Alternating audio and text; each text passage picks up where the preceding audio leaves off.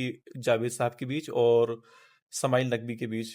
तो उसमें उनका एक क्वेश्चन था कि खुदा है तो कहीं से आवाज नजर आ जाए नजर आ जाए या कहीं से आवाज क्यों नहीं आ जाती कि मैं खुदा हूँ, तो और सब लोग मान लें। सारे डाउट खत्म हो जाएंगे। हाँ, मुस्लिम कम्युनिटी की तरफ से, जी मुस्लिम कम्युनिटी से दूरी बनाई गई है, उसकी जी वजह से ये प्रॉब्लम आती है खिलाते। तो मेरे अंदर ये ईगो नहीं आना चाहिए। कि मैं खिलाता हूँ। हाँ, जी। दूसरी फिर अगर इस नजरिए से कोई खिलाएगा। और दुनियादारी के हिसाब से उनके पास बहुत ज्यादा दौलत होती है, जी तो क्या वो ऐसा इंसान एक ट्रूली सक्सेसफुल है या नहीं? कुरान है और साइंस है, इन दोनों में इतना बड़ा मतभेद क्यों है? Hello everyone, welcome to the open talks, जहां पर हम लेकर आते हैं ऐसी खास बातचीत जहां से आपको नॉलेज मिल सकती है और साथ ही आपको एक अच्छी डायरेक्शन भी मिल सकती है। जिसमें हमारे साथ एक खास मेहमान मौजूद हैं, मुफ्ती जमाल मिसबाही।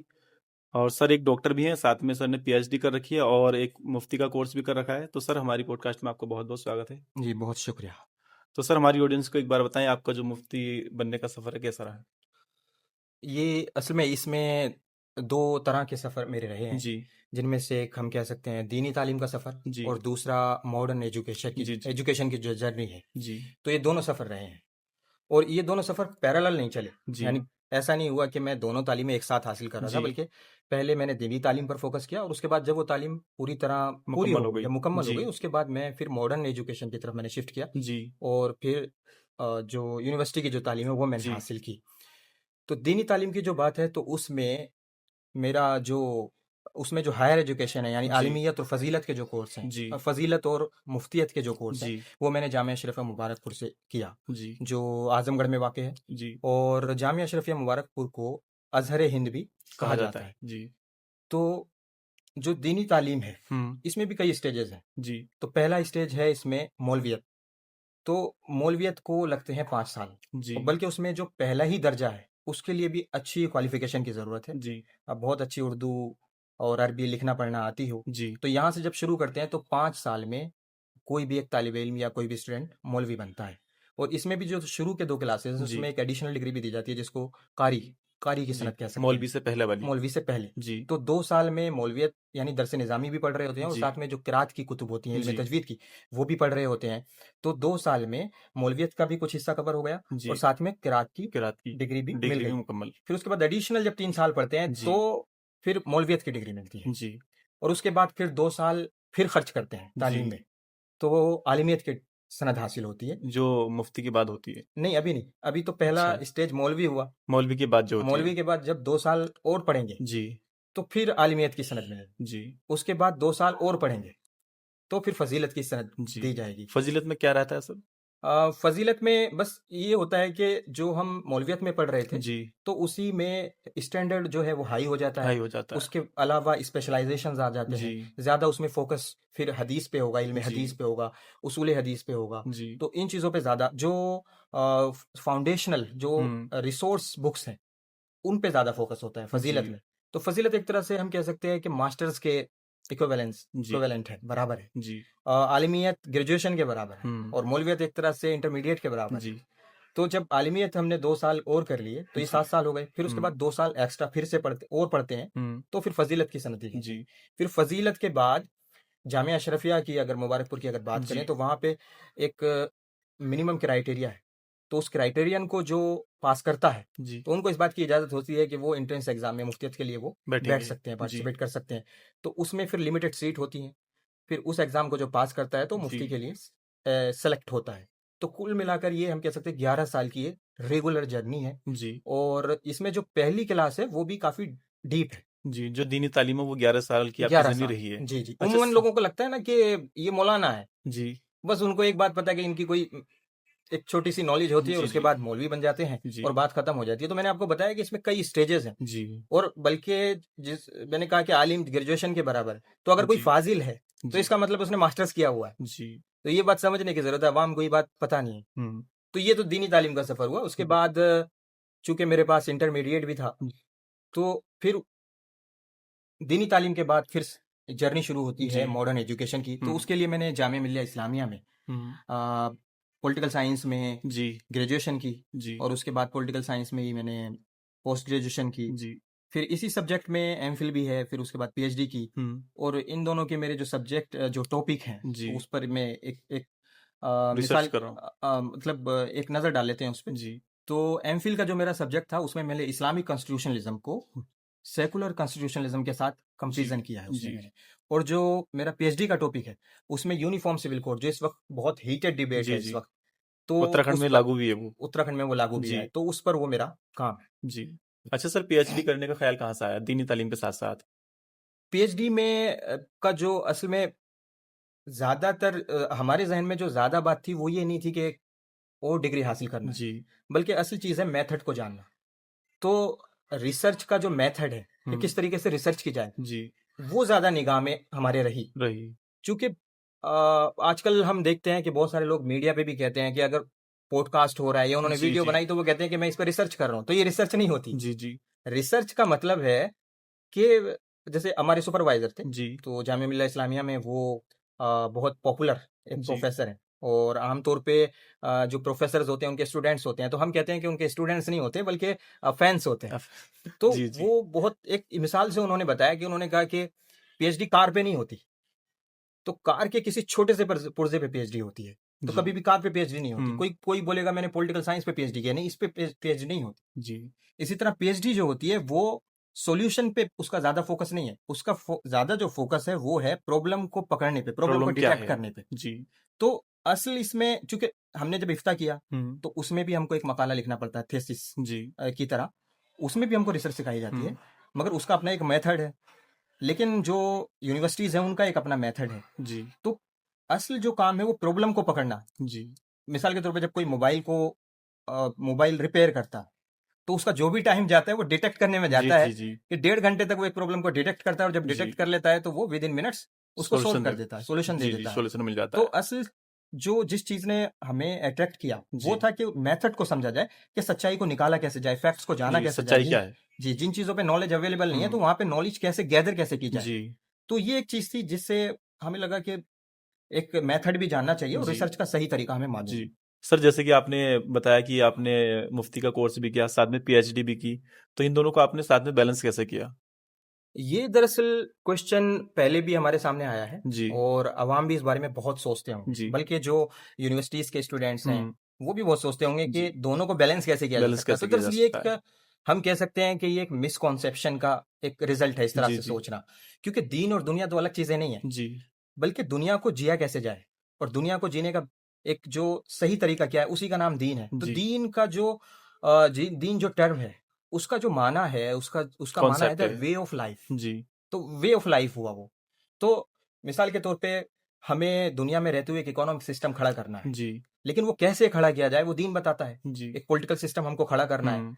तो वो खड़ा कैसे किया जाए ये तो सब जानते हैं कि पॉलिटिकल सिस्टम होगा। होगा जब हम बिल्कुल। सोसाइटी में रहते हैं जी इकोनॉमिक सिस्टम भी होगा, एक सिविलाइजेशन होगी, कल्चर होगा, जी। ये सारी चीजें होंगी। हम्म। मगर उसके लिए कुछ उसूल भी तो होंगे ना, उसके लिए कोई फ्रेमवर्क होगा। तो वो फ्रेमवर्क कैसा होगा वो दीन वो बताएगा। दिन तो बताता अगर है। दुनिया को हमने सही तरीके से जी लिया तो हम दीनदार हो गए, जी और अगर हम दुनिया को बिना किसी कायदे के, बिना डिसिप्लिन के अगर जी रहे हैं तो वो जी। दुनिया ही दुनिया है, जिसका कोई रूल्स ना हो। जिसका कोई रूल्स ना हो। जी तो दीन दुनिया को बैलेंस करने का मसला नहीं है, जी। बस हम दीन के उसूलों पे जब अमल करते हैं तो वो दोनों एक साथ नहीं बल्कि वो दोनों उसमें एक कह सकते हैं दूसरे के मैनेज साथ हो जाते हैं। और या बात मैनेज करने की तो है इन्वॉल्व नहीं। रहते हैं। हाँ, जी तो बस इतनी सी बात है। इसलिए ये क्वेश्चन मैंने वही कहा कि एक मिसकॉन्सेप्शन का जी। एक नतीजा है। सर, जैसे कि आप देखते हैं बहुत सारे चैनल पर डिबेट वगैरह चलती रहती हैं, और जो आपने बताया कि आप मुफ्ती भी बन चुके हैं और मुकम्मल आपकी मुफ्तियत की पढ़ाई भी हो गई है, और आपने ये भी बताया कि सोशल साइंस से आपने पीएचडी भी की है।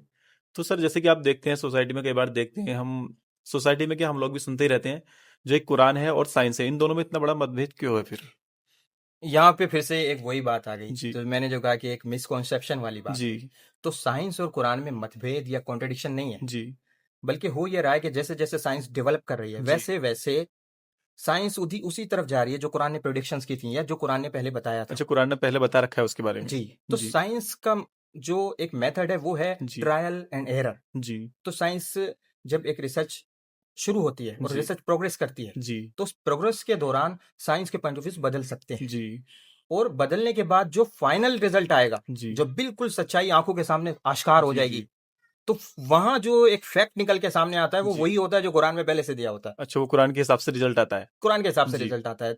तो इसलिए बहुत सारे लोगों ने अब एक ये बात भी करना शुरू की है कि साइंस सही है या गलत ये कुरान बताएगा, जी। ना कि साइंस बताएगी कि कुरान सही है या कुरान गलत। सही है गलत है। मैं इसके 2-3 एग्जांपल देता हूँ। जी हुजूर सल्लल्लाहु अलैहि वसल्लम ने सैकड़ों सदी पहले, जी कई सदियां पहले जी एक बात आपने उस वक्त एक हदीस में आपने फरमाया जी कि इंसान के 360 जोड़ है जी और हर दिन हर जोड़ की तरफ से सदका वाजिब है। जी तो उसमें आपने कही 360 जोड़। हम्म अब जो मॉडर्न साइंस ने जो रिसर्च की है, जी वो रिसर्च धीरे धीरे इस तरफ आ रही है, बल्कि आ चुकी है कि इंसान जी के जिस्म में 360 जोड़ है। जी तो उस वक्त ना तो लैब थे, ना रिसर्च का ये इतना हायर स्टैंडर्ड था, जी ना इस तरह की मशीनें अवेलेबल थी जो आज जी लैब्स में जी अवेलेबल हैं।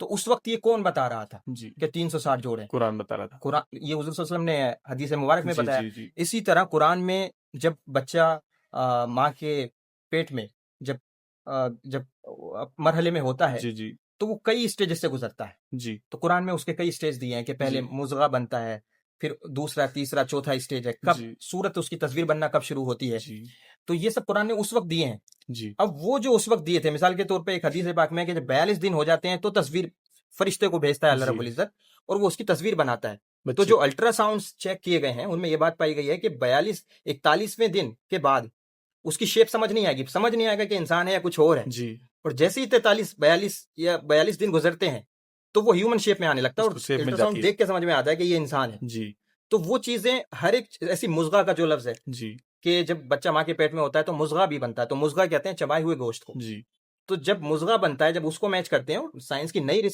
जो नए अल्ट्रासाउंड के थ्रू जो जी हम जी देखते हैं, उसमें जब हम इमेजेस देखते हैं तो हमें पता लगता है कि वो वाकई ऐसा लगता है जैसे चबाया हुआ गोश्त हो। चबाया हुआ तो गोश्त। मुज़गा का माना है चबाया हुआ गोश्त। जी तो ये दो मिसालें मैंने सिर्फ दी। इसमें कुछ और भी ऐड कर सकते हैं। मिसाल के तौर पे कायनात की इब्तिदा कैसे हुई, यूनिवर्स की जी इब्तिदा कैसे हुई, तो उस पर बहुत सारी थ्योरीज पहले रही हैं। जी लेकिन बाद में जो अब मोस्ट पॉपुलर थ्योरी है वो है बिग बैंग थ्योरी। जी तो बिग बैंग थ्योरी को अगर देखें और साथ में जो कुरान मजीद में आयत करीमा है जिसमें ये लफ्ज कानाता रतकन, जी जमीन और आसमान रत कानाता रतकन फतकना हुमा, जी तो पहले ये मिले हुए थे, फिर हमने उनको जुदा कर दिया। तो वो बिल्कुल मैच करते हैं एक दूसरे से। तो और अगर मैच नहीं भी करते हैं तो हमारा मानना है कि जैसे जैसे साइंस और डेवलप होगी जी समझ वो जाएगी। वो समझ जाएगी और जी उसको उसके करीब होती चली जी जाएगी। जी इस तरह कयामत का इनकार होता रहा, जी लेकिन अब धीरे धीरे बिग क्रंच ये जो थ्योरी आई जी तो वो कयामत के नजरिए से मैच करती जा रही है। जी इसी तरह पहले कुरान, साइंस नहीं मानता था कि कयामत भी पहले है। साइंस नहीं जी मानता था। फिर कायनात की इब्तिदा कैसे हुई, जी तो उस सिलसिले में जो कुरान बताया कि कुरान में एक ये बात लिखी गई है कि पहले धुआं धुआं था, जी और साइंस उस बात को कह रही है कि एक गैसी कंडीशन में जी था एक, गैसी बोला हाँ, जिसको बोलते हैं। जी तो वो उससे कायनात बनी। तो ये सारी चीजें मैच करती जा रही हैं। तो जी इतने सालों पहले कौन बता रहा था और कौन टेलीस्कोप से देख जी रहा जी था कि ये सब चीजें कहाँ और कैसे हो रही हैं? जी तो वो कॉन्ट्रडिक्शन नहीं है।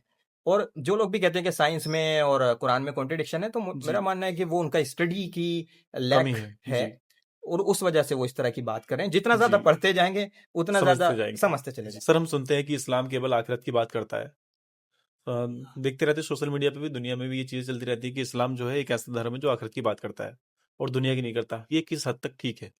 यहाँ फिर पलट के तीसरी बार मैं कह रहा हूँ कि जी मिसकॉन्सेप्शन। जी तो दुनिया का जो माना है वो हम देखते हैं एक बार। तो जी दुनिया अरबिक वर्ड है जी और इसके दो माना आते हैं। एक माना है कि वो चीज़ जो बहुत जल्द खत्म हो जाएगी, जी और दूसरा माना है कि एक ऐसी चीज़ जिसकी कोई हैसियत नहीं है। हम्म तो इस्लाम ये नहीं कहता कि आप दुनिया से दूर भागो। इसलिए हम जो नमाज में दुआ पढ़ते हैं, आखिर में जी पढ़ते हैं अल्लाहुम्मा रब्बना आतिना फिद दुनिया हसना व फिल जी आखिरति हसना। उसका मतलब है कि अल्लाह हमें दुनिया में भी भलाई अता फरमा और और आखिरत आखिरत में भी में भी। भलाई अता फरमा। तो अगर दुनिया के खिलाफ होता इस्लाम, तो दुनिया का तो यहाँ तो लफ्ज ही नहीं आना जिक्र चाहिए नहीं था, होता। जिक्र ही नहीं होता, जी बल्कि सीधे ये बात होती कि आखिरत में भलाई अता फरमा। जी तो दुनिया का जो मैंने दो मीनिंग्स बताए हैं, एक मतलब है कि बहुत जल्दी खत्म हो जाने वाली चीज। इस्लाम ये कहता है कि आप वाइडर पर्सपेक्टिव में सोचिए, जी वाइडर कॉन्टेक्स्ट में सोचिए।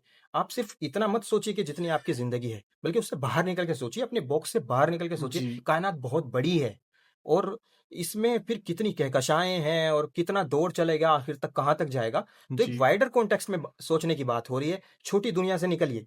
इस तरह दूसरा माना मैंने इसका बताया कि वो चीज जिसकी कोई हैसियत नहीं है, जी तो ये एक छोटी सी बात हो गई।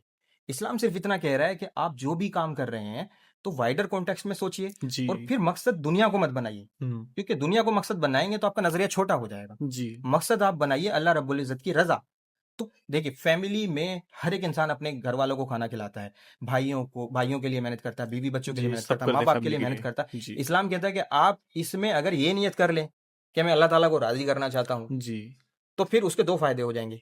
एक तो ये कि उसके जहन में ये बात नहीं आएगी, कि तकब्बुर नहीं आएगा कि जी मैं इनको खिलाता हूँ, ये तो मेरे मोहताज हैं। जी तो इस्लाम आपको तालीम दे रहा है कि आपको ये सोचना है कि मुझे भी अल्लाह खिला पिलाता है जी और मेरे घर वालों को भी वही खिलाता पिलाता है, तो मेरे अंदर ये ईगो नहीं आना चाहिए कि मैं खिलाता हूँ। हाँ। जी दूसरी, फिर अगर इस नजरिए से कोई खिलाएगा पिलाएगा कि मैं अल्लाह ताला को राजी करूंगा, जी तो उसके बदले में अल्लाह ताला अजर भी देता है और जी वही दुनिया दीन बन जाती है। जी इसी तरह जब हुजूर सल्लल्लाहु अलैहि वसल्लम ने एक साहबी को देखा कि उन्होंने अपने घर में खिड़कियां खोली हैं, तो आपने पूछा ये खिड़कियां क्यों खोली हैं? जी तो उन्होंने अर्ज किया, रसूलल्लाह मैंने इसलिए खोली है कि ताकि रोशनी भी आए, हवा भी आए। तो आपने फरमाया कि अगर तुम इसलिए खोलते कि अजान की आवाज आए तो तुम्हें सवाब भी मिलता। जी तो नजरिया बदलने से एक तो कॉन्टेक्स्ट बड़ा हो रहा है, जी दूसरा ईगो नहीं आ रहा है, जी और हमारी जिंदगी में जो भी चीज है, जब हम दुनिया के नजरिए से सोचते हैं तो हमको लगता है कि सब कुछ मैंने अपनी जिंदगी में खुद हासिल किया है। जी जी और जब दीन के नजरिए से सोचते हैं तो दीन कहता है आप ऐसे नहीं सोचना, आप जी ऐसे सोचो जो दिया उसने दिया है। उसने दिया है। तो फिर अंदर जो आगे बढ़ने की जो भूख है वो खत्म नहीं होती, जी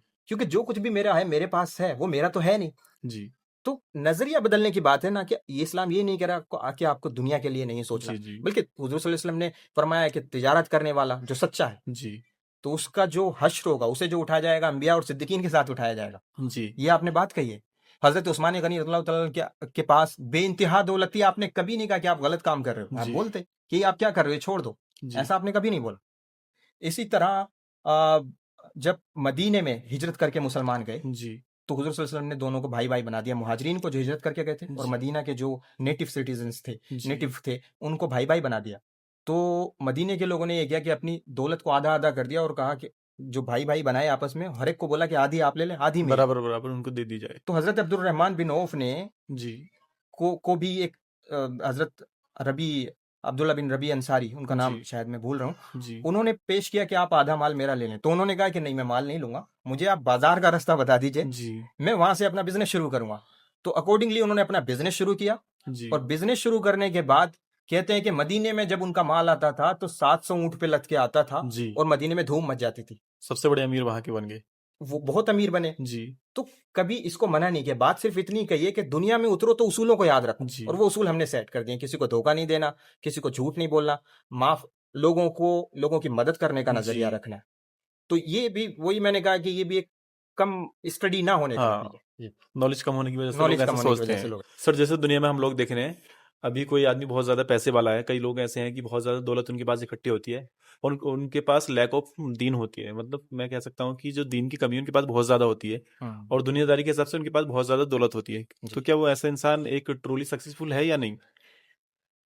ये कई लोगों को ऐसा लगने लगता है कि जब दौलत आ गई, जी तो चूंकि हर तमाम जरूरियात उनकी पूरी हो रही हैं, जी उसमें बहुत स्ट्रगल भी नहीं है, हम्म तो कई बार उनको ये भी लगने लगता है कि शायद खुदा है ही नहीं। जी और इसी वजह से जो लोग अपनी जिंदगी में चैलेंजेस का सामना करते जी हैं, तो हम देखते हैं कि उनकी सोच में गहराई होती है। जी और बहुत सारे लोग फिलोसोफर और शायर बने ही इसलिए जी क्योंकि जी उनकी जिंदगी में स्ट्रगल्स थी। जी तो एक ये जब किसी के पास दौलत आती है तो उसको ये लगने लगता है कि शायद कोई खुदा भी नहीं है जी और मुझे कोई रोक भी नहीं सकता।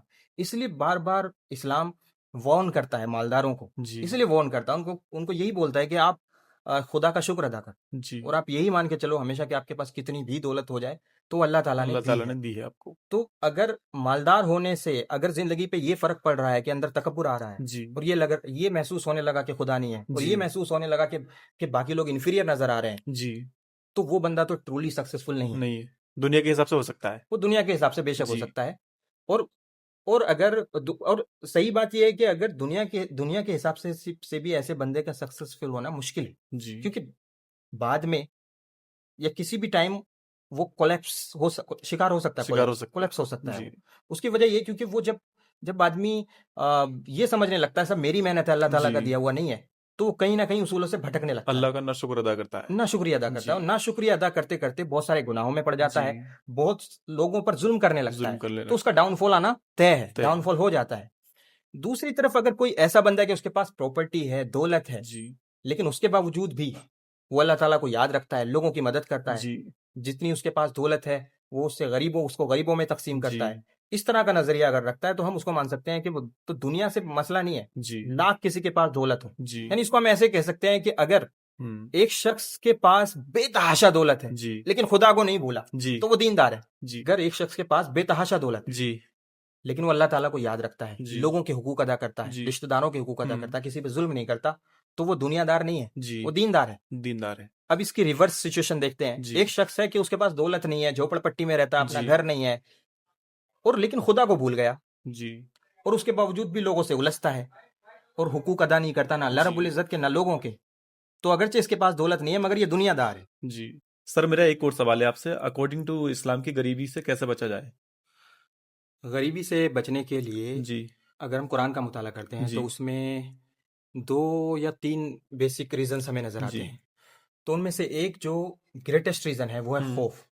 तो लोगों को इस बात का खौफ लगा रहता है कि अगर हमने पैसा खर्च किया, बिजनेस में पैसा लगाया, जी। और अगर वो खर्च हो गया तो फिर हम क्या करेंगे। और ये जो खौफ है ये गरीबी में, गुर्बत में ज्यादा रहता है, जी। क्योंकि एक तो पहले ही पैसा ज्यादा नहीं होता, अपना एक घर होता है और छोटा सा एक बजट जी। होता है, तो उनको खौफ ये आता है कि अगर हमने ये पैसा खर्च कर दिया और बिजनेस में लगा दिया तो फिर क्या करेंगे। यही खौफ है जी। जो शैतान यूज करता है लोगों को बहकाने गुर्बत के के लिए। चंगल से निकलने के लिए। जी। और इसका कुरान में जिक्र किया अल्लाह रब्बुल इज्जत ने। जी। फरमाया है कि अश-शैतानु यईदुकुमुल फ़क्र, कि शैतान तुम्हें गुर्बत से डराता है। तो जब तो इसकी वजह से इंसान जो है वो इनिशिएट नहीं कर पाता। जी। तो और इसी खौफ से एक दूसरा खौफ निकलता है, एक तो जी। गुर्बत, एक तो जो खौफ है कि खर्च करने से जी। डरना जी। है। और खर्च करने से डरने से इसमें से एक दूसरा खौफ निकल के आता है, और जी। वो है इनिशिएट करने का डर। एक जी। डर है इंसान को, इनिशिएट कैसे करे, तो डरता रहता है, डरता रहता है। तो अब जो मैंने बात कही कि खर्च करना, तो खर्च करने में ही सारी इकोनॉमिक और फाइनेंशियल प्रॉब्लम्स का सॉल्यूशन है। जी। क्योंकि खर्च करने से क्या होगा, मिसाल के तौर पर मेरे पास अगर 200 रुपए हैं जी। और वो मैंने खर्च करके यानी कोई सामान खरीदा और वो जी। इकोनॉमी में गए, तो जब वो इकोनॉमी में गए तो उसकी जी। इनकम बढ़ी जिसके पास वो पैसे गए। जी। क्योंकि कोई उसने जो प्रोडक्ट मुझे बेचा, जी। वो प्रोडक्ट उतने में तो नहीं बेचेगा जितने में उसने लिया था, जी। उससे बेनिफिट से ज्यादा में ही रिलेटेड। बेचेगा, उसके जी। उस पे उसका मार्जिन होगा, तो उसके पास दौलत बढ़ी। जी। अब जब एक बंदे के पास दौलत बढ़ती है तो उसकी परचेसिंग पावर बढ़ती है, जी। तो उसके पास परचेसिंग पावर बढ़ने की वजह से जी। वो ज्यादा खर्च करने लगेगा। जी। फिर वो जिससे खरीदेगा उसकी दौलत बढ़ जाएगी, जी। और फिर तीसरे की, चौथे की, तो वो 100 या 200 रुपए जिधर जिधर जाएंगे सबको बेनिफिट मिलेगा। सबको बेनिफिट पहुंचाते जाएंगे और मालदार करते चले जाएंगे। तो कहीं ना कहीं खर्च करने में ही असल गुर्बत का हल है, जी। और शैतान इसी से डराता है। जी। तो ये जिसके अंदर भी ये डर, जिसके अंदर से ये डर निकल जाएगा, जी। तो फिर उसको कोई भी चीज गुर्बत से नहीं तो रोक सकती। जी। अब इसकी 2-3 चीजें इसमें और समझते हैं। हम्म। जिसके अंदर सबसे ज्यादा खौफ होगा, तो हम देखते हैं, वो हम अपने समाज में देखते हैं कि वो ज्यादातर वो लोग मजदूरी को पसंद करेंगे, क्योंकि मजदूरी का फायदा ये है कि इन्वेस्ट नहीं होता। इन्वेस्ट नहीं होता। जी। सुबह जाएंगे, शाम तक काम करेंगे, पैसे मिल जी। जाएंगे, तो जरा जीरो इन्वेस्टमेंट है। तो जी। इस जीरो इन्वेस्टमेंट की वजह से रिस्क नहीं है, जी। तो रिस्क नहीं है तो खौफ भी नहीं है, तो बेखौफ जिंदगी है ये। लेकिन ये पहला लेवल है ना जी। इकोनॉमी जी। में। जी। अब उसके बाद वो लोग हैं कि जिनका खौफ थोड़ा सा कम होता है, कम होता है। तो वो जॉब को तरजीह देंगे। जी। क्यों, उसमें इन्वेस्टमेंट है तो, मगर मिनिमम इन्वेस्टमेंट है। मिनिमम है। हमने 10 साल, 15 साल, 12 साल पढ़ाई की, और जी। पढ़ाई करने के बाद हम जॉब की तलाश में निकल गए, तो एक सिक्योर सफर है, जी। Safe and secure. हम्म। तो ज्यादा हिम्मत होगी, खौफ नहीं है, तो वो जॉब पे आ जाएंगे। उसके बाद फिर उनमें कोई ऐसा होगा कि जिसमें इससे भी ज्यादा हिम्मत है, जी। तो फिर वो बिजनेस को अडॉप्ट करेगा, क्योंकि बिजनेस में फिर इन्वेस्टमेंट है। जी। जी। तो बिजनेस में वो जाएंगे तो एक रिस्क वाली बात आ जी, जाएगी, उसमें मगर एक चूंकि रिस्क खौफ रहता नहीं है ना, है। तो उसने जी। तीसरे स्टेप पे आया। और फिर उनसे भी आगे चौथा तबका है, जी। वो तबका है कि जिसके अंदर खौफ है ही नहीं, बिल्कुल नहीं है। तो वो लोग बिजनेस भी नहीं करते, वो इन्वेस्टमेंट करते हैं। जी। तो बिजनेस कोई और कर रहा है, पैसा वो उनके बिजनेस में अपना लगाते हैं, हम्म।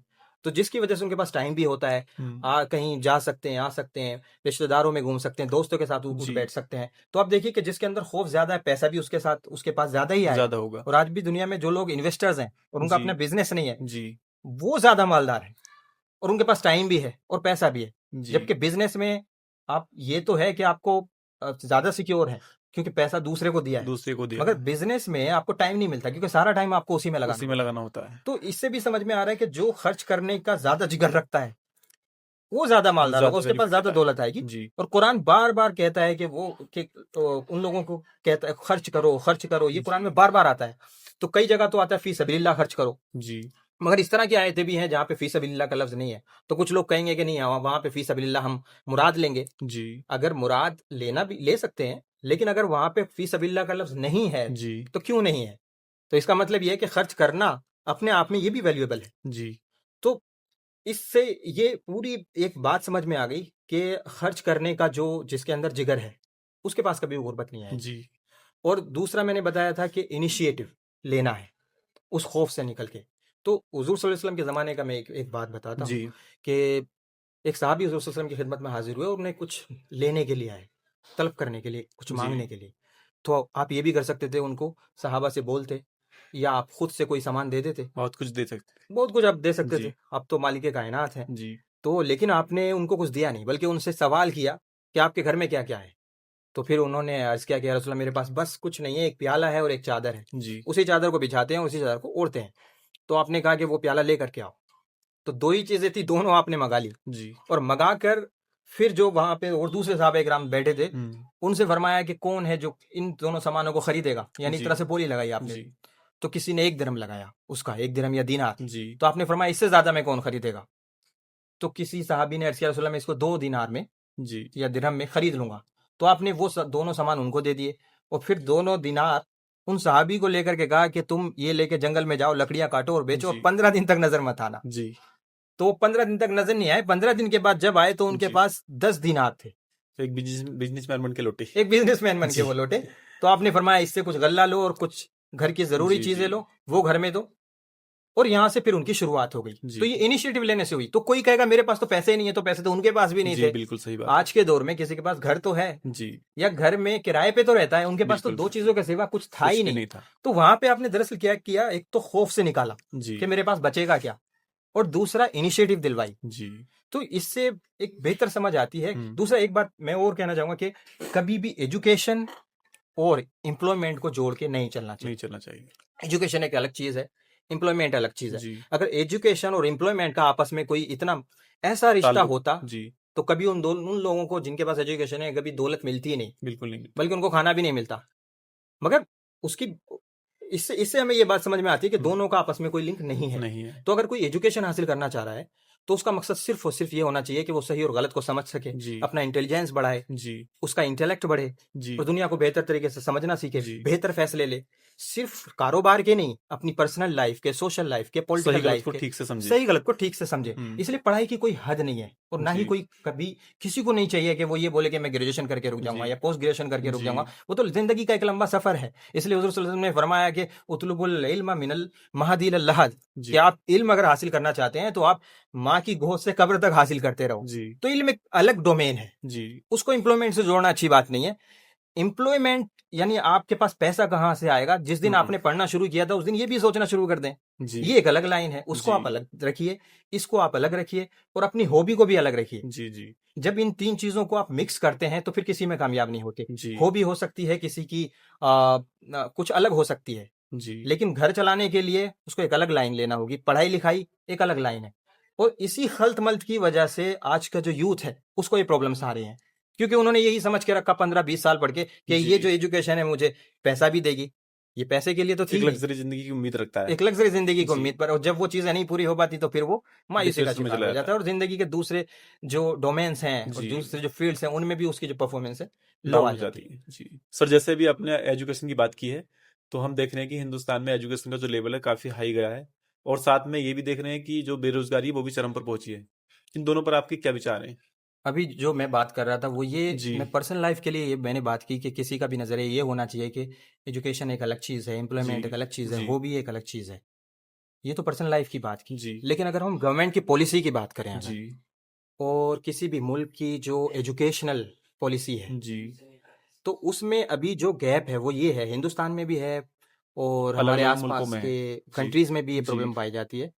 वो ये है कि एजुकेशन और एम्प्लॉयमेंट के बीच जो गैप वो बढ़ा है। बड़ा है वो ये बात आप कह रहे हैं, जी मगर जी बढ़ा क्यों, मैं उस पर बात करूंगा। जी तो अब मैं अभी जो मैंने बात करी पर्सनल लाइफ में, अब जी उसके बिल्कुल अगेंस्ट में बात कर रहा हूँ। जी पर्सनल लाइफ में हमारा हम्म नजरिया ये होना चाहिए कि दोनों चीजें अलग है, लेकिन सरकार की पॉलिसी ये होना चाहिए कि एजुकेशन और एम्प्लॉयमेंट आपस में जुड़े हों। जी और उसकी वजह ये है कि कोई भी शख्स आज के दौर में जैसे जी पढ़ाई इसलिए करता है ताकि उसका फ्यूचर ब्राइट फ्यूचर हो जाए, ब्राइट के लिए उसका जी मुस्तकबिल रोशन हो जाए। जी तो जिस तालीम को वो हासिल करता है वो उसी से उम्मीद करता है, क्योंकि उसमें सालों जी खर्च जी करता है, तो उसी से वो उम्मीद करता है। कोई भी स्टूडेंट अगर एजुकेशन में जा रहा है जी तो उसका असल मकसद है कि उसका फ्यूचर रोशन हो जाए, या या वो कहेगा कि मैं सक्सेसफुल हो जाऊं जी इसलिए जी मैं एजुकेशन हासिल कर रहा हूँ। जी सक्सेसफुल होने का जो मतलब है उसमें जो एक फंडामेंटल चीज़ है वो ये है कि उसकी ज़िंदगी इकोनॉमिकली स्टेबल जी हो जाए।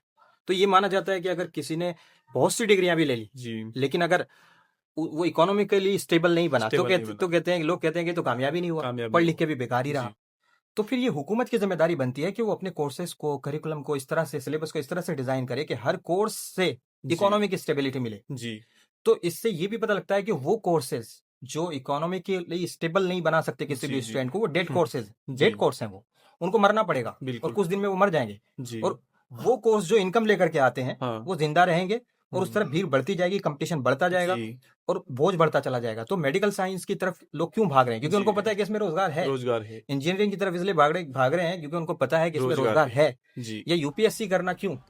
रोजगार इतनी है, मेहनत है उसके बावजूद भी, तो वजह ये नहीं है कि उसका ये ख्वाब ज्यादा है कि मैं डीएम बन जाऊंगा, क्योंकि जी, उसमें इकोनॉमिक स्टेबिलिटी है। जी, बिल्कुल, तो वो कोर्सेज जिनमें इकोनॉमिक स्टेबिलिटी है, जी, उनमें इतना बर्डन आ गया, इतना बर्डन आ गया है कि कंपटीशन इतना ज्यादा है कि बहुत वहां हाई भी लोग लेवल हो गया, परेशान हो रहे हैं, बिल्कुल, क्योंकि सालों मेहनत करते हैं उसके बाद भी नंबर नहीं आता, कि नंबर नहीं आता, सीट्स तो लिमिटेड ही रहेंगी। जी, तो ये जो इकोनॉमिक स्टेबिलिटी का रिटर्न है, ये दूसरे कोर्सेज को भी तरफ डालना पड़ेगा, ताकि यहाँ से भीड़ छटे और दूसरी तरफ भी जाए। जी, तो आज की तारीख में इकोनॉमिक्स पे जो बेस्ड कोर्स हैं, पॉलिटिकल साइंस पे हैं, सोशियोलॉजी पे हैं, हिस्ट्री पे हैं, उनमें ज्यादातर उनसे रिटर्न नहीं आता रिटर्न और नहीं उसी वजह से लोगों का रुझान उस तरफ ज्यादा लोग नहीं, पीछे हट जाते हैं, पीछे हट जाते हैं।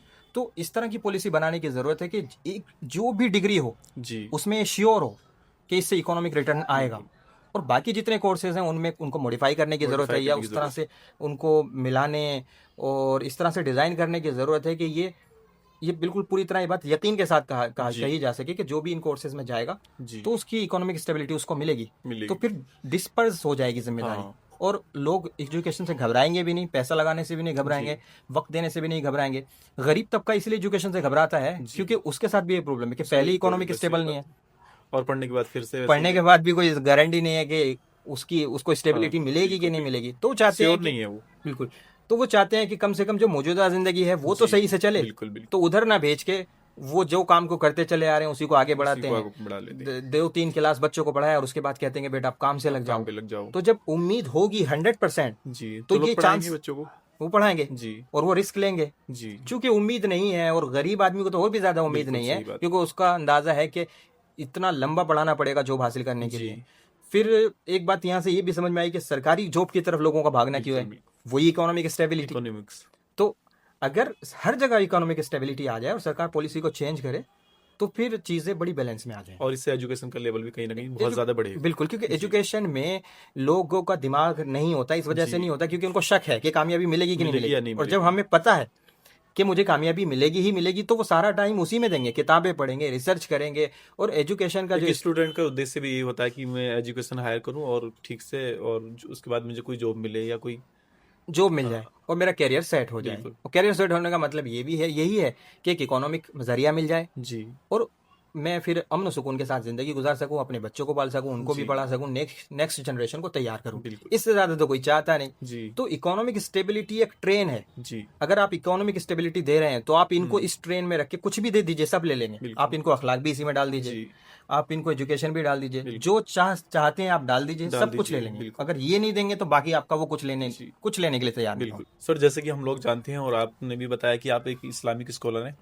इसी बीच आपने देखा होगा पीछे लगभग पिछले 2 से 3 महीने पहले एक डिबेट हुई थी जो कि जावेद साहब के बीच और समाइल नकवी के बीच। तो उसमें उनका एक क्वेश्चन था होगा। कि खुदा है तो कहीं से नजर आ जाए, नजर आ जाए या कहीं से आवाज क्यों नहीं आ जाती कि मैं खुदा हूँ, तो सब और लोग मान लें। सारे डाउट खत्म हो जाएंगे। हाँ, तो इस बारे में आपका क्या विचार? देखिए, अगर खुदा नजर आ जाए, ये बात जी, जन्नत के बारे में भी कही जा सकती है जी, कि अगर जन्नत है, दोजख है, हमने देखी जी, नहीं है, नजर आ जाए, खुदा है तो नजर आ जाए। जी, मगर इस पर यह सवाल एक उठता है जी, कि अगर नजर आ जाए हम्म, तो ये कौन तय करेगा कि ये खुदा ही ये है? खुदा ही, जी, जी, नजर आ जाए तो अगर कोई कहेगा कि नहीं, वो खुद से बता देगा कि मैं खुदा हूं, जी, तो इस बात की क्या गारंटी है? मैं रियल गॉड की बात नहीं कर रहा हूँ, जी, जिस गॉड की हम अभी बात कर रहे हैं वो जी, अलग। बिल्कुल, तो इस बात की क्या गारंटी है कि उसने सच बोला? बिल्कुल, ये कौन तय करेगा कि सच बोला? बिल्कुल, और अगर किसी के ये कह देने से कि मैं खुदा हूं ये साबित हो जाता है कि वो खुदा है, तो हिस्ट्री में बहुत लोग हुए हैं जिन्होंने कहा कि मैं खुदा हूं, जी, फिर उन्होंने कहा था कि मैं खुदा हूं, तो उसके कहने से लोगों ने माना नहीं, क्या लोग हम मान लें? हम तो नहीं मान सकते। तो अगर खुदा नजर भी आ जाए तब भी कोई ना कोई हमें ढूंढना पड़ेगा जो बताए कि ये खुदा ये है। खुदा है, इसका एग्जाम्पल मैं एक देता हूँ। जी, हम किसी बाग में गए या चमनिस्तान में, चमन में गए, वहां जी। पे फूल हैं बहुत सारे, और हमने जिंदगी में पहली बार गुलाब का फूल देखा, जी तो मुझे नहीं समझ आएगा ये किस चीज का फूल जी है। बिल्कुल। मुझे कोई बताता है कि ये गुलाब का फूल है, ये जी चमेली का फूल है, फिर मैं उसको रिकॉग्नाइज करता हूँ, उससे पहले रिकॉग्नाइज नहीं करता। बिल्कुल। तो किसी चीज के देख लेने से ये साबित नहीं होता कि ये वही चीज है, वही चीज है, वो तो कोई ना कोई बताएगा। बताएगा। तो अंबिया अलैहिस्सलाम, चूंकि हजरत आदम अलैहिस्सलाम जन्नत से आए थे तो उन्होंने देखा था, फिर हजरत आदम के बाद यही सिलसिला आगे बढ़ता रहा, बढ़ता रहा, जी। बढ़ता रहा। फिर खुद हुजूर सल्लल्लाहु अलैहि वसल्लम को अल्लाह ताला ने मेराज में दीदार कराया, जी। तो वो लोग थे जिन्होंने डायरेक्टली देखा था, जी। और वो इंसानों से कुछ अलग थे, उनकी स्टेटस कुछ अलग थी, पोजीशन अलग थी। जी आम इंसान की प्रॉब्लम ये है कि अगर नजर भी आ जाए बिल्कुल, तब भी इस बात की गारंटी नहीं है कि वो यकीन कर ले। यकीन कर ले। इसलिए ये बात बनी इसराइल ने हजरत मूसा अलैहिस्सलाम के सामने भी रखी थी जी। कि अगर खुदा है तो अल्लाह से कहो कि वो हमें नजर आ जाए। जी तो फिर अल्लाह ताला ने उनको अजाब में मुब्तला कर दिया, क्योंकि और फिर ये नहीं हुआ कि उनको दिखा दिया जाता, जी क्योंकि और एक दूसरी आयत करीमा में अल्लाह रब्बुल इज्जत ने फरमाया कि अगर आसमानों में दरवाजे भी खोल दिए जाएं जी और ये चढ़ जाएं तब भी ईमान नहीं लाएंगे, क्योंकि देखने से ये तय नहीं होता। देखना इस बात का क्राइटेरिया नहीं है कि हम किस चीज़ को सच मान लेंगे, बल्कि पहले से उसका तसव्वुर ज़रूरी है कि खुदा है क्या। और जब हमारे दिमाग में पहले से उसका एक इमेजिनेशन होगी, एक कॉन्सेप्ट होगा, फिर हम उसको मैच करके देखेंगे। और वो इमेजिनेशन हमारे दिमाग में ओरिजिनल तो नहीं हो सकती, क्योंकि हमने तो देखा नहीं, जिसने देखा है वही बता सकता, वो एक कॉन्सेप्ट देगा, उस कॉन्सेप्ट से हम मैच करेंगे और वही बताएगा। तो हमारा मानना यही है कि हम कहते हैं कि हुजूर सल्लल्लाहु अलैहि वसल्लम ने चूंकि इरशाद फरमाया कि खुदा है जी, तो इसलिए हम मानते हैं खुदा है। हाँ जी। जब हुजूर सल्लल्लाहु अलैहि वसल्लम ने पहली मरतबा इस्लाम की दावत दी तो आप एक कोहे सफ़ा पर जी गए, और फिर कोहे सफ़ा पे आपने फिर लोगों को मुखातब करके कहा कि अगर मैं तुमसे कहूँ कि पहाड़ के पीछे से लश्कर आ रहा है तो मान लोगे? जी। तो आपने देखी, ये नहीं साइंटिफिक दलील नहीं दी कोई, ये नहीं, आपने कहा कि मुझे कि तुम मान लोगे या नहीं मान लोगे। तो उनमें से कुछ लोगों ने कहा मान लेंगे, तो आपने कहा क्यों मान लोगे? तो उन्होंने कहा कि सारी जिंदगी आपकी देखी है जी, आपने कभी झूठ नहीं बोला, तो आप इसमें भी झूठ नहीं बोलेंगे। बिल्कुल बिल्कुल। तो बुनियाद आपने इस बात पे रखी कि तुम मुझ पे भरोसा करते हो कि नहीं, उसको साबित नहीं किया, क्योंकि साबित करने का फायदा ये तो है कि उससे यकीन बढ़ेगा। बिल्कुल। अगर हम लॉजिकल आर्ग्यूमेंट्स देते हैं, रैशनल आर्ग्यूमेंट्स देते हैं, या हम साइंटिफिकली प्रूव करने की कोशिश करते हैं, तो उससे दिल का इत्मीनान तो बढ़ेगा, तो उससे हुजूर सल्लल्लाहु अलैहि वसल्लम की सच्चाई पता लगेगी, ना कि वो इस बात का डायरेक्ट सबूत है कि खुदा है जी। उसकी सच्चाई वो तो हम इसीलिए मानते हैं क्योंकि हुजूर सल्लल्लाहु अलैहि वसल्लम ने फरमाया। जी। तो ये कह देना कि खुदा आवाज आ जाए खुदा की, तो ये तय कौन करेगा कि खुदा की आवाज है? जिसने पहले सुनी हो वो तय करेगा। तो ऐसा कौन है? जी बिल्कुल, कायनात में ऐसा कोई नहीं है जिसने ऐसे ही देख लिया, तो कोई देखने से भी नहीं होगा, क्योंकि कोई हो जिसने पहले देखा हो, और देखा किसी ने नहीं, तो इसलिए इस आर्ग्यूमेंट में जान नहीं। जी। अच्छा सर, एक और क्वेश्चन है मेरा, जो सोशल मीडिया पे हम लोग सुनते रहते हैं, एक शब्द चलता है उसका नाम है लव जिहाद। जी जी। तो इस्लाम में या इसका कोई कॉन्सेप्ट है इस्लाम में? देखिए ये सारे कॉन्सेप्ट, लव जिहाद, और अब तो आपने और भी सुना होगा बिजनेस जिहाद, जी, यूपीएससी जिहाद जी, और कोरोना जिहाद। जी। तो ये सब चीजें जो है, जब दो कम्युनिटीज में नफरत पैदा हो जाए जी, तो एक कम्युनिटी अपने हिसाब से सारे कॉन्सेप्ट और नजरियात बनाना शुरू कर देती जी, है। और यही वजह है कि ये जो नफरत है ना, ये तभी कम हो सकती है कि जब दोनों के बीच की इंटरेक्शन बढ़े। जी, अपने बॉक्स में तय कर लेना, अपने एक बंद डोमेन में, बंद दायरे में बैठ के तय करते रहना मुसलमानों के बारे में, और खुद से अंदाजे लगाते रहना कि इनके अंदर, इनमें आतंकवाद है, इनमें 3 तलाक है, इनमें लव जिहाद है। तो जब तक आप, इसलिए देखिए जज को कहा जाता है कि वो दोनों पक्ष की बात सुने। जी। यहाँ पे क्या हो रहा, खुद ही जज बन गए, खुद ही वकील भी बन गए। तो ऐसे नहीं होता। आपको अगर इस्लाम के अंदर की बात जानना है तो उसकी जो ऑथेंटिक बुक्स हैं उनको पढ़ना पड़ेगा। तो इस्लाम के फंडामेंटल्स जो रिसोर्स हैं वो 4 माने जाते हैं, जिनमें से पहला है कुरान, दूसरा है हदीस, तीसरा है इजमा, और चौथा है कयास। इन चारों में से कहीं तक भी लव जिहाद का कोई कॉन्सेप्ट ही नहीं है। ये बाहर से गढ़ा हुआ एक कॉन्सेप्ट है जो बायस्डनेस से निकल के आता है, नफरत से निकल के आता है, और एक ऐसी नॉलेज से निकल के आता है कि जिसकी कोई फाउंडेशन नहीं है। इस्लाम में जो कॉन्सेप्ट है वो जिहाद का है। और जिहाद क्या है वो हमें इसी बात जिहाद के लफ्ज से समझ में आता है। हम आम जिंदगी में भी बोलते हैं जिद्दोजहद, तो जहद और जिहाद ये मिलते जुलते वर्ड। तो जिहाद का मतलब होता है स्ट्रगल करना। तो स्ट्रगल करने में वैसे तो जिहाद की बहुत सारी किस्में हैं, लेकिन हम 2 किस्मों पे यहाँ पे 2 टाइप्स पे बात कर लेते हैं।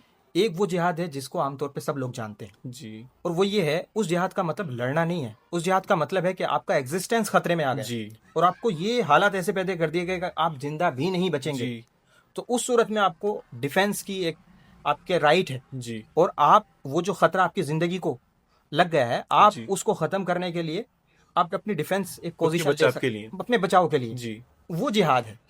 अगर जिहाद का माना लड़ना ही होता तो लड़ने के लिए भी तो अरबी में अल्फाज है ना, जी उनको क्यों नहीं प्रेफर किया, जी इसको क्यों प्रेफर किया, जिद्दोजहद को क्यों प्रेफर किया। जी तो और बल्कि कुरान मजीद में और हदीस करीमा में जहाँ पे ये बात आती भी है कि आपको अगर कोई दुख देता है, तो कुरान जहाँ पे इन चीज़ों पे बात कर रहा है कि अगर किसी ने आपको तकलीफ पहुंचाई, जी तो कुरान ये बात करता है और हदीस करीमा में भी ये बात है कि आप बदला भी ले सकते हैं, माफ़ भी कर सकते हैं, लेकिन जी हमेशा कुरान एक लफ्ज़ ऐड करता है या जी आयत का एक टुकड़ा ऐड करता है जिससे हमें ये पैगाम मिलता है कि माफ़ करना ज़्यादा बेहतर है। जी तो अगर इस्लाम में आतंकवाद है तो माफ़ करने की बात कहाँ से आई। बिल्कुल बिल्कुल तो लेकिन कभी कभी आपका जब वजूद ही खतरे में डाल दिया जाता है तो उस जी। सूरत में फिर आपको इजाज़त होती है कि आप अपने आप को बचाने के लिए जिहाद बचाने के लिए आप जिहाद कर जिहाद सकते करें, हैं। यानी अपने जी आप को डिफेंस करें। जी कुछ लोग कहेंगे कि फिर कुरान में ये क्यों बात, कहाँ ये बात कैसे आ गई कि काफिरों को जहाँ पाओ कत्ल कर दो। जी तो उसके लिए फिर मेरा सवाल उस पर यह है, फिर कुरान में ये बात भी तो है कि जो लोग आपसे जंग नहीं करते दीन की जी वजह से और आपको जी आपके घरों से नहीं निकालते, तो कुरान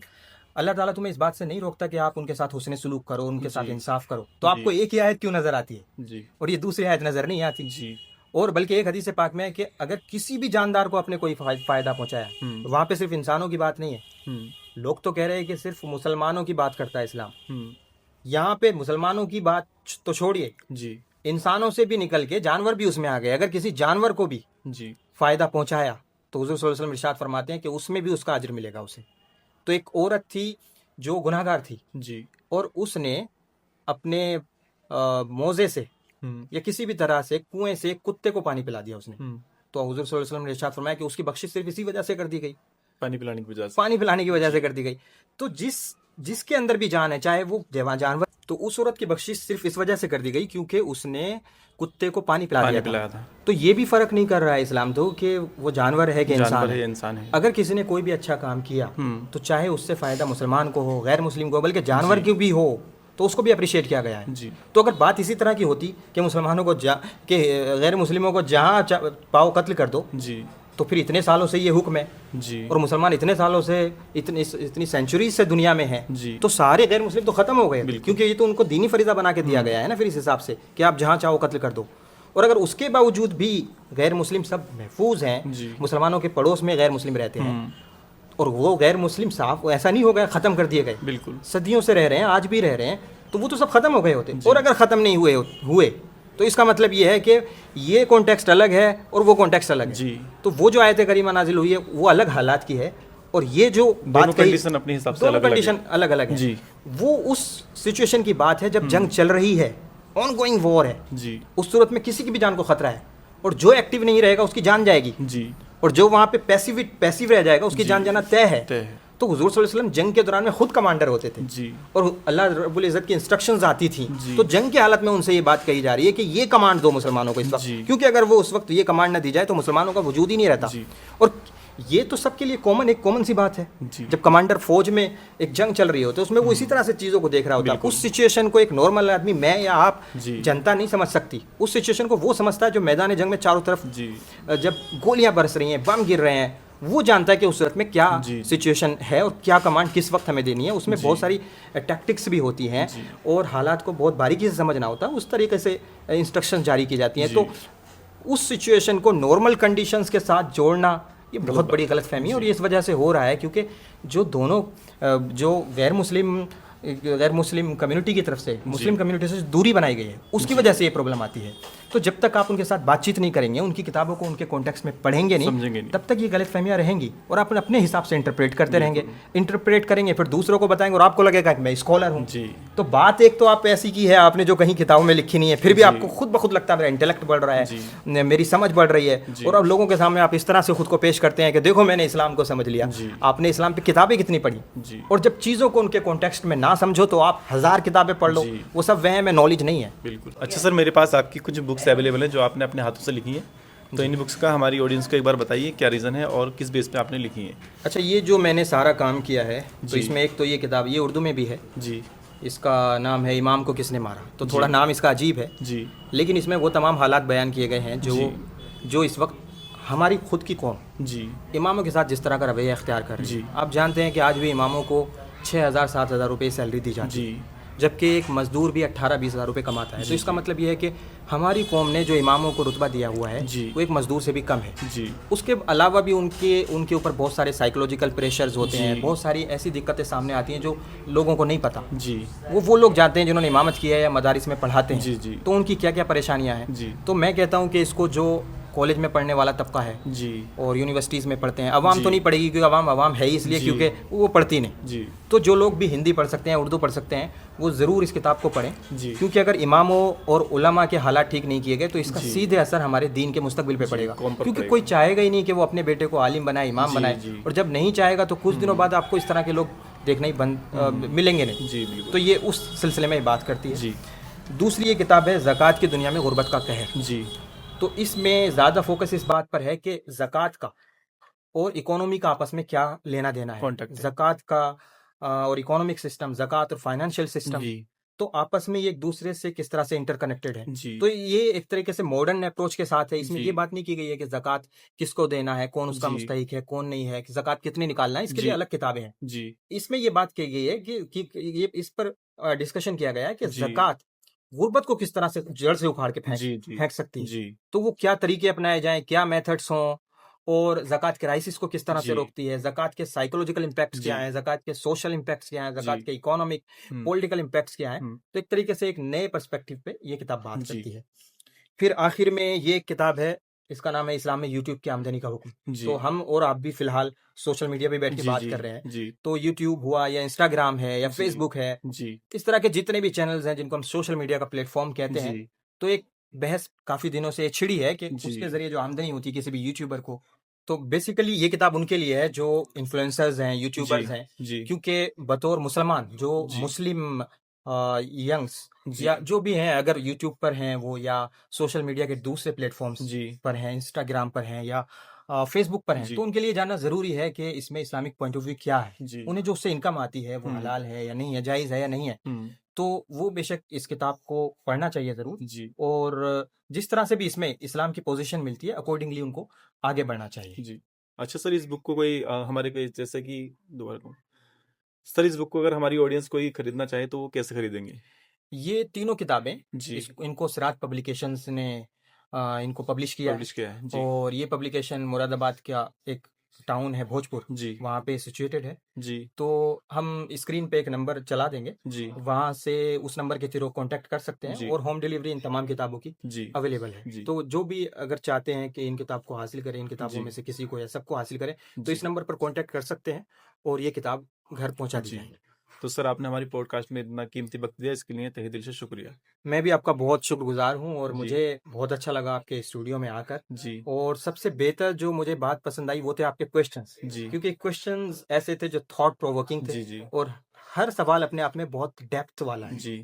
तो जवाब तो जो थे ही थे। अगर मेरे जी। पर्सपेक्टिव से आप पूछेंगे तो मैं कहूँगा जी। आपके जो सवाल थे जी। उन पे मैं आपको दाद देता हूँ। थैंक यू ऐसे सर। सवाल आज की यूथ को भी पसंद है, मुझे जी। भी बहुत पसंद है। जी। और जो आपके व्यूअर्स हैं, जी। मैं उनसे भी उम्मीद करता हूँ कि वो हमने जो डिस्कशन की जी। है, हम एक डेप्थ तक गए हैं। जी। हम आपसे भी उम्मीद करते हैं कि आप और भी डेप्थ में जाएंगे। जी। इनसे रिलेटेड आप बुक्स को पढ़िए, आर्टिकल्स जी। को पढ़िए जी। और एक पढ़ी लिखी शख्सियत बनिए। जी। और हम उम्मीद करते हैं कि आप इन तमाम चीज़ों के बारे में सोचेंगे और आपके जी। जहन में कुछ नए क्वेश्चंस भी आते हैं तो ज़रूर आप कमेंट्स के थ्रू या जी। किसी भी तरीके से हमें भेज सकते हैं। जी। और हम इंशाल्लाह आगे भी उन सवालात का जवाब देंगे जी। और डेप्थ में एनालिसिस करके बात करने की जी। कोशिश करेंगे। तो बहुत शुक्रिया आपका। जी। Thank you sir.